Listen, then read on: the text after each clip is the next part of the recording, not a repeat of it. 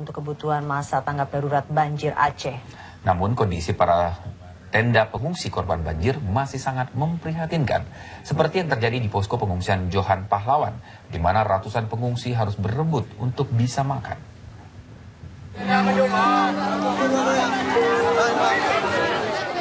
Ratusan warga korban banjir di posko pengungsi Johan Pahlawan, Aceh Barat langsung menyerbu dapur umum yang disediakan Badan Penanggulangan Bencana Daerah. Para pengungsi terpaksa berebut makanan karena mereka takut kehabisan jatah makanan yang disediakan oleh pihak posko. Aksi rebutan makanan ini selalu terjadi saat jam makan tiba.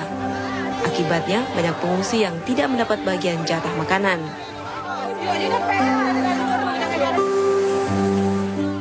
Menurut petugas logistik BPBD Aceh Barat, korban banjir yang berada di posko Johan Pahlawan saat ini terdapat 5.000 lebih pengungsi. Minimnya petugas logistik yang berada di posko juga menjadi salah satu faktor tidak tertanganinya para pengungsi saat jam makan tiba. Ini untuk stok makanan ini kita nggak bisa kita pastikan juga sampai habis pengungsi yang ada di sini. Bisa bertahan atau 1 atau 2 hari nggak bisa nih? Kalau kita lihat dari ini nggak bisa bertahan ya. Sebab kita makannya tuh untuk pengungsi ini tiga kali satu hari, pagi, siang dan malam. Cuman sistem pendistribusiannya aja kita agak kewalahan. Ini di tempat abang ini ada berapa pengungsi? Ini sekitar untuk Johan Pahlawan ya. Johan Pahlawan. Kalau untuk Johan Pahlawan itu sekitar 5.000 lebih. 5.000 lebih di sini. Ya. Jadi ini kewalahan kita bang. Ya, agak kewalahan kita.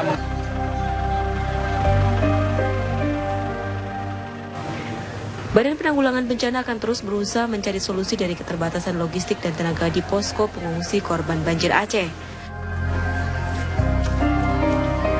Sementara itu banjir dengan ketinggian